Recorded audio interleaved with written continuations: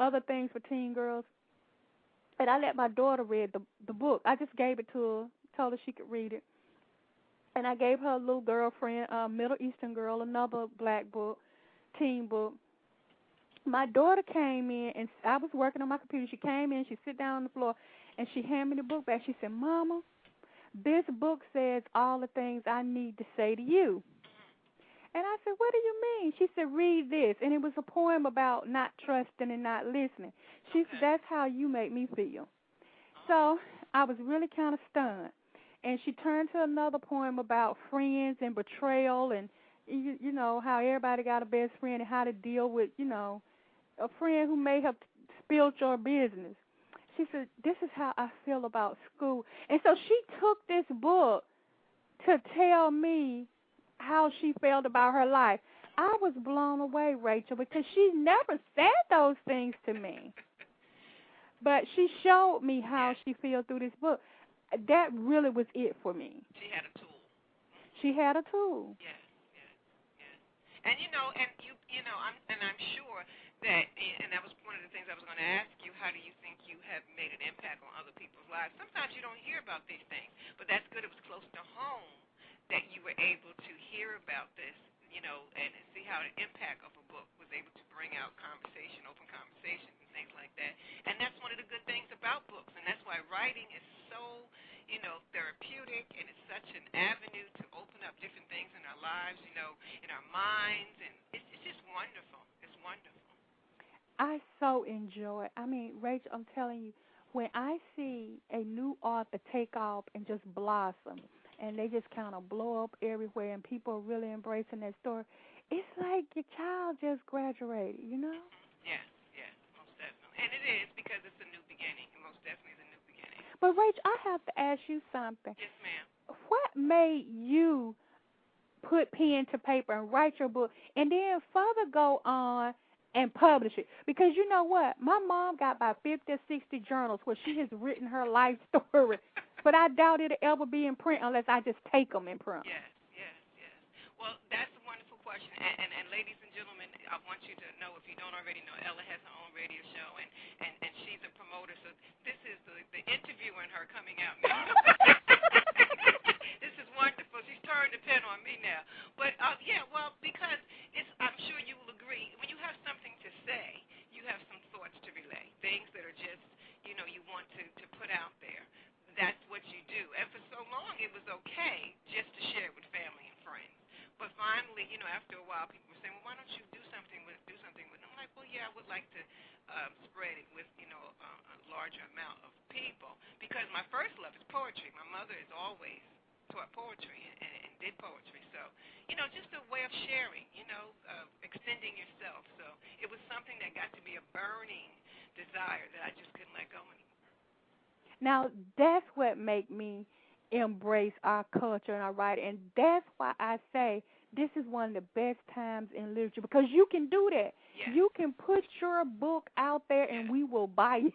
Yes, yes, most definitely. And it's so many people now that probably wouldn't be heard if we didn't have the avenues that we have today. Exactly. Like inner city kids.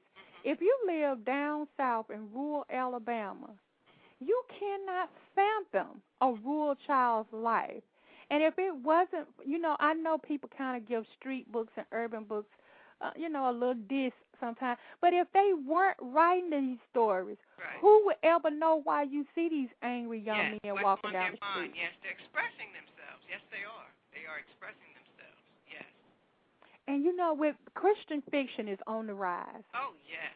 It's taking over. People are loving it. But, this is my own personal opinion, my take on it. I think the reason people are so embracing Christian fiction now is because the new writers are showing that Christian people are still imperfect people. Yes. You can write about the church and the word, but yes, you can show people for what they really are. Yes, yes. They're having the challenges, and a lot of times, some of the challenges aren't being heard because some things are taboo, so they have another direction now to take their thoughts and be able to say, well, look, this is what's happening with me, and this is how I dealt with it, or, what happened to me because of what I was dealing with. So most definitely.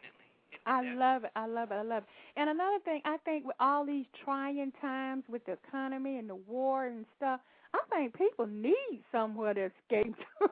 Oh, yes, most definitely. Because, it like you said, there's so much going on. You need every outlet that you can possibly give, and if you find a positive one, that's excellent. It was a couple of years ago. I went with a friend of mine. She was a younger person. She was a Hampton U student, and she asked me to go to one of her spoken night. They were having spoken night at the university, and it was just awesome. I think I and one of the den mothers were the oldest ones there. But those young people were expressing themselves through the spoken word, and they were talking about what was on their mind, and it was amazing the things that they were saying, that we might have never heard, and they were doing it in a positive way. Exactly. Do you know who Haiti Blues is? Yes, I've heard his poetry. He's amazing. Oh, he does my poetry showcases. Okay. Rachel, Yes. I had never heard spoken word Oh, yes. until Haiti Blues introduced me to it. And girl, they bring it. Yes. He bring Okay. all these celebrity poets to my show. Oh my goodness. And the one of the guests that we have in the chat room, I want to take a minute again to welcome all our guests in the chat room. Thank you for coming. But Lady Blue, she is one of our BTR hosts as well, and she has a poetry a night as well. Lady Blue, if you can put your URL in the chat room, would be appreciated. But she does an excellent spoken word thing. I believe it's on Saturdays. I've caught it a couple of times. But yes, I have heard him. He's even done it in his native language, which sounds wonderful. He has a poem that he does in his native language. I want to take a minute, Ella, and get a caller. We have a caller on the air, and let's speak to you. Area code 610. You on the line? Who are we speaking with? Hi, this is Lady Blue. Oh, there she is. We talked her out. Hello. I'm enjoying it. I had to move away from the computer for a minute. I said, well, let me call in so I won't miss anything. But I am thoroughly enjoying this, and I'm just wondering, Ella, when your show comes on.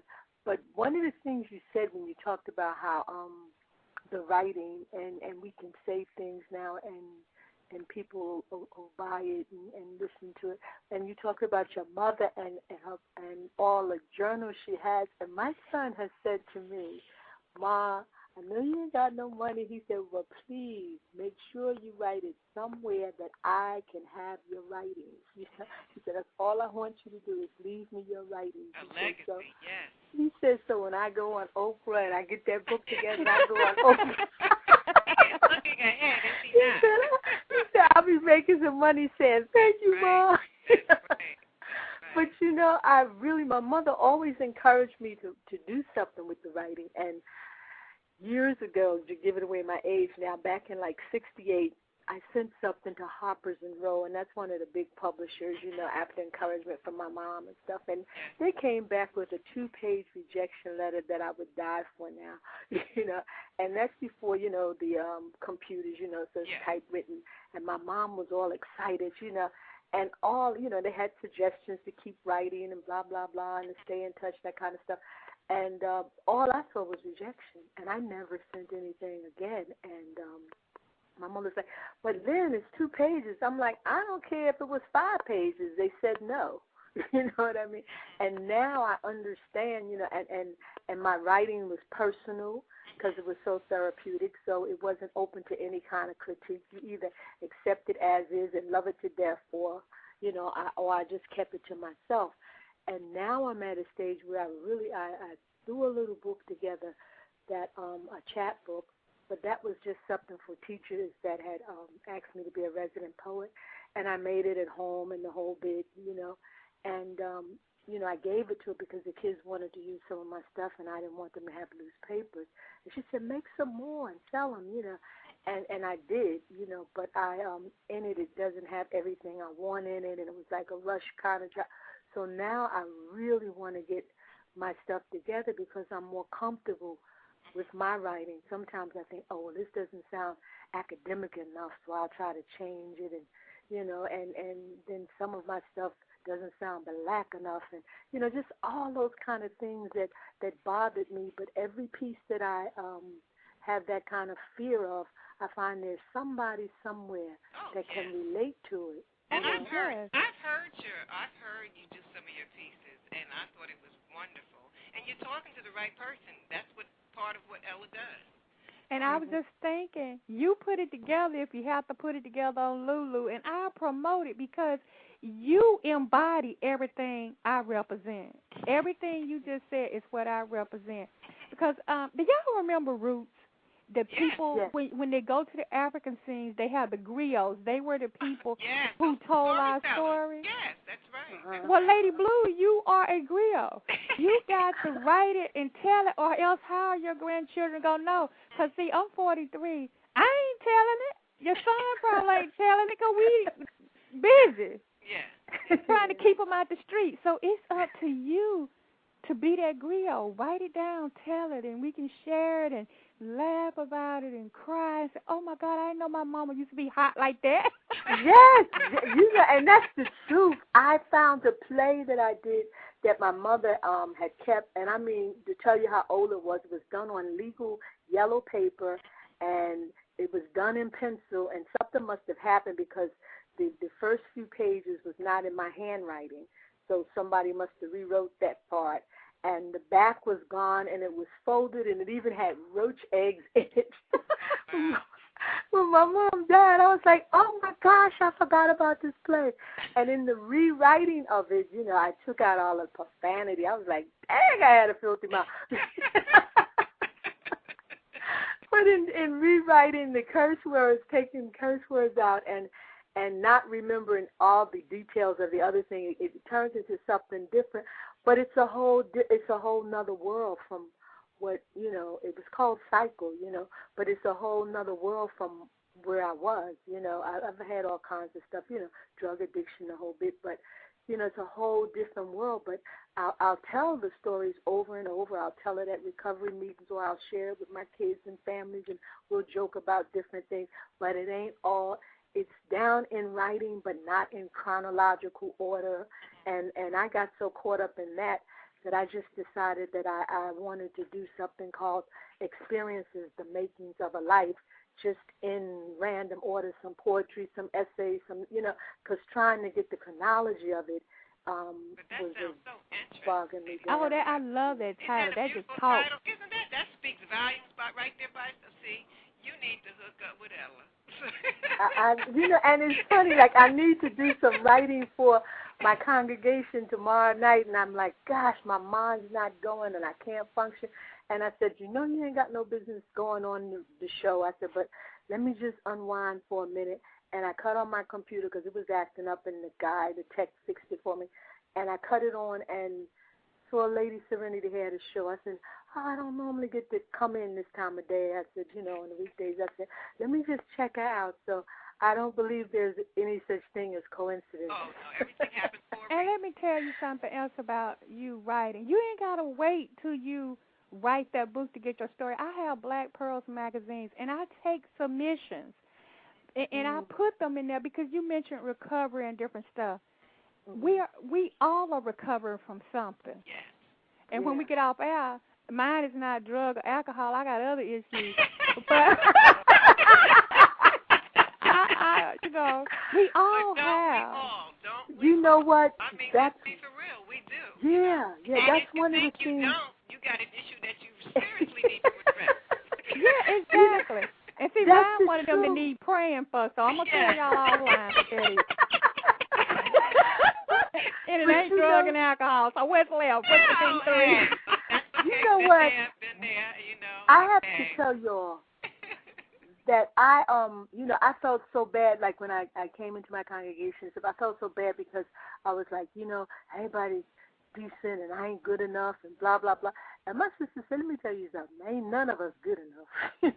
She said, it's just that undeserved kindness, and we all fall short. And because I had said, when I get myself together, I'm going to become a witness, and she said, you got that backwards. You need to become a witness, to get yourself together. It's like, I'm going to get myself together, then I'm going to God. It's like, you got to go to God. Your house up before you get like the maiden, Yeah, But ladies, we're running out of town, so I just wanted to take a minute, though, so that Ella can let us know. How please, can we I'm right get now. your information? Tell us about your services so that others that's listening can also know. I am so enjoying